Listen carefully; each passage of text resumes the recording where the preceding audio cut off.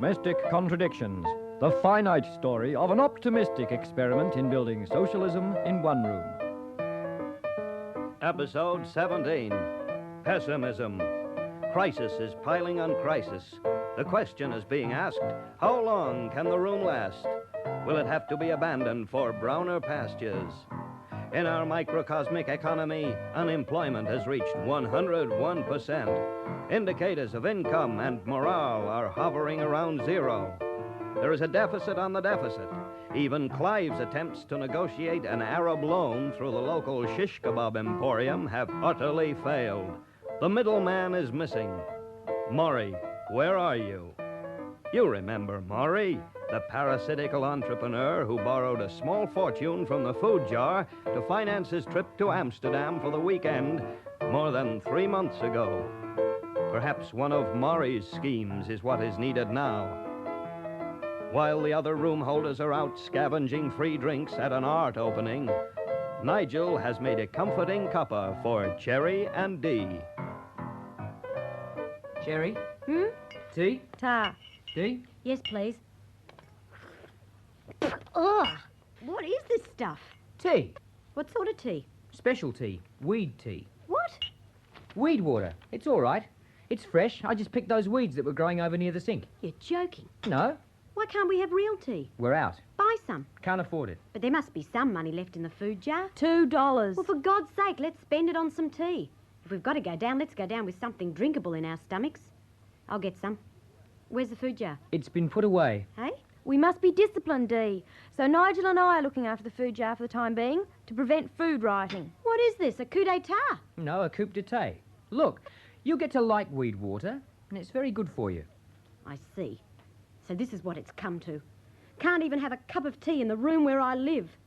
This is the end as far as I'm concerned. Things have got to get worse. Before they get better. Oh, you don't really believe that crap, do you? Of course we do. God help us. I only want a cup of real tea.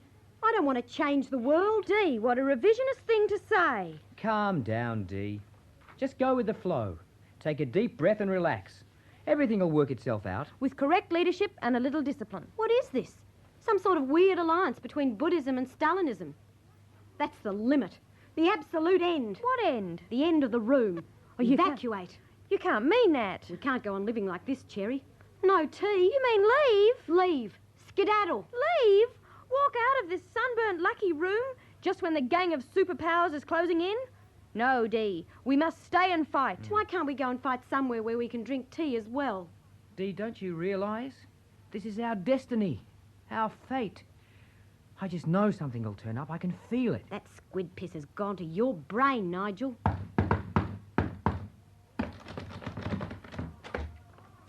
Ta-da! Maury! Oh, no. What did I tell you? Oh, I don't believe it. I have returned. Maury. Everything will be all right now. Just in the nick of time. Hey, how was Amsterdam? Great. Fantastic. Hello, Dee. G'day, Maury. You know my little sister, Cherry? Hi, Cherry. Hello, Horry. Maury. Sorry. Well, have you got it? Yes, it's Maury. Not you, Maury. I was talking to Maury. Got what, Nige? Enlightenment? No, the money Clive lent you from our food jar, remember? Did he? Where is the old scallywag, anyway? At an art opening. Oh, gone arty, has he? No, gone for the booze. Yeah, well, that's Clive. Maury, the food money, Maury? Hmm? We really need it. We're desperate. Ah. Just hand it over now. No, don't rush me. Don't rush me. I just got off the plane. I'm all trembly with jet lag. Ah, would you like a nice cup of tea, Maury? I'd love one. Hand over the dough, then. Geez, things must be bad. Worse. Well, look, I can't pay you back right at this instant, but I've got this great scheme. We don't want one of your schemes, Maury. We just want our money. Oh, give him a chance, Dee. Listen, Cherry, you don't know what he's like. Maury always has a scheme and he's always broke. Well, that puts him in the same boat as us, then. Welcome aboard. Say that again, Cherry. What? What you just said. That we're all in the same boat? That's it. Cherry, are you psychic? No, I'm Marxist-Leninist. Because Why? you just read my mind. I did not. You did. Did I? Watch him, Cherry. Geez, this is getting very interesting. Boat. All in the same boat. Incredible. The union of minds. Come on, Maury. What is it this time? All in the same boat. Get it? No. We're all going to sail away. In the same boat. Right. To Europe. In a yacht. A beautiful white yacht. Well, Not a yacht exactly. A rubber dinghy? No, Dee, No. not a rubber dinghy. A junk. A junk? A Chinese junk? Well, sort of Chinese. What do you mean? Taiwanese. Oh, no. Now, just a minute, Cherry. It won't be Taiwanese by the time we get it. It'll be ours. Australian. That's all right, then. Come off it, Maury. How could we ever get hold of a junk? We can't even afford a packet of oolong tea. Dee, would I let you down? Would I? Yes. Well, let me just tell you how we get out of this tiny, tealess room into the real world. Oh, really? Tell me. Tell me too. Can you dig it? Yeah. All ears? Right. Now, what are Taiwanese fishing junks always doing? Fishing. Violating territorial waters, right? Right. Knocking off other people's fish. And when they get caught, they get seized, right? And if they don't pay the fine, they get auctioned off. They go incredibly cheaply. They get sold back to the owners because no one else is interested. Now, that's where we come in. And this is where I drop out. Now, I've got this mate, see, Oh, yeah? who's in charge of impounding and flogging off junks seized by the Republic of the North Solomons. The where? Bougainville. Oh. The way it works is, next time he grabs one of these poaching junks, he tips me off, I whip up there and snap it up for a song, sail it down to Cairns, pick up you lot, we all head off into the bright blue yonder. Yeah. Do you like it? Oh, I love it. Sounds great. Maury, where would we get the money to buy even a cheap junk? We've got precisely $2 in the food jar. Have you? And don't think you'll get your hands on that. It's under heavy guard. The vanguard, in fact. Yes, Dee, you're right. Fantasy is just bourgeois escapism. That's right. Now, hang on. I haven't finished yet. Now we come to the important part, now, the real stroke of genius, if I may be so humble. The grand scheme for raising the capital to buy the junk. See, I think I'll go to bed. I'll hear him out, Dee. Yeah. Sit back while Cousin Maury tells you a bedtime story. I think I've heard this one before. Do you mind if I go on? Now, what's to the south of Australia? Nothing. The Apple Isle. Further south. Cow... What's it? Herd Island. And Antarctica. Right, Cherry. Now, for one free trip to Europe, what is Antarctica? Cold? Empty. Hey? What about the men's group down there? And don't forget the penguins. Correct. To put it in other words, Antarctica is a culturally deprived area. Like the western suburbs? Right. Now do you get what I'm driving at? Not quite. Where's this charade leading, Maury? I'll give him a go, Dee. He's just warming up. Overheated, I'd say. Give me a look at your eyes, Maury. As I was saying, Antarctica is a culturally deprived area. No nightlife, no restaurants, no television, No veggie gardens. No demos. No women. and no theatre. Get it?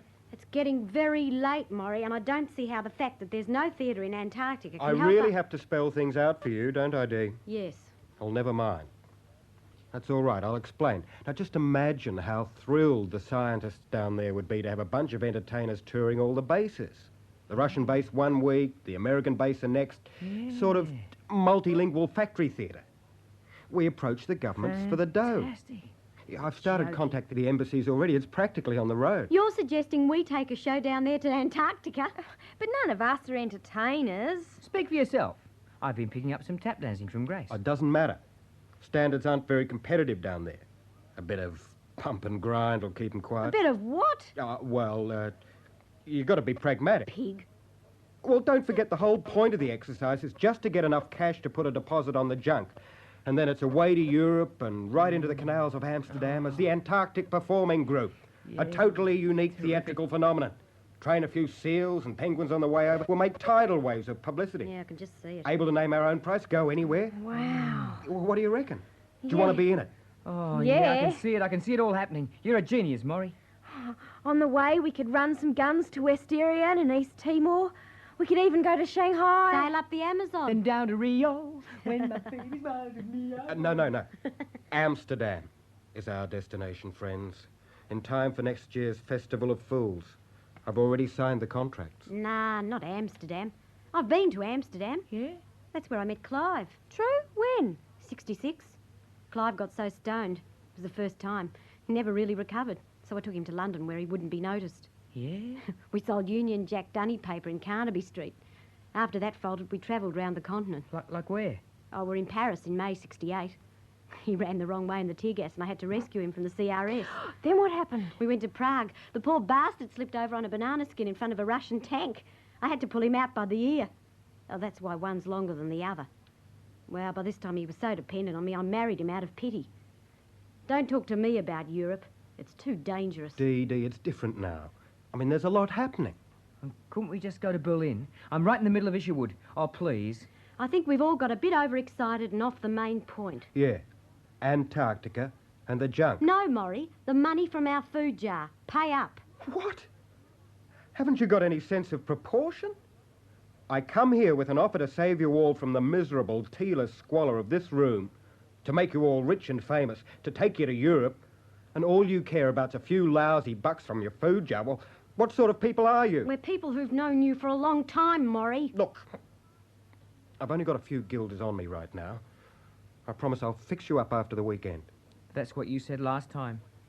Well, if that's the way you feel, I'll leave. Don't let him out that door. Where are you staying anyway, Maury? Yeah, get his address. Well, as a matter of fact, I haven't actually got a place yet.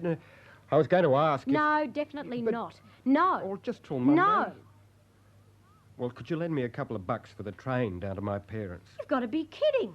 Well, if you won't lend me a couple of bucks, I'll just have to stay here. I've got nowhere else to go. Cherry, the food jar. But it's our last $2. It'll cost more to let him stay here, believe me. But what about buying tea? I'll drink weed water. Good on you, Dee. Get the money, Cherry. Gee, thanks, Dee. You're a real pal. Pay you back Monday. Cross me heart. Maury, your heart's on the other side. Is a person who lives in a room a roomer? And is a person who lives in a home a homer? A roomer and a homer.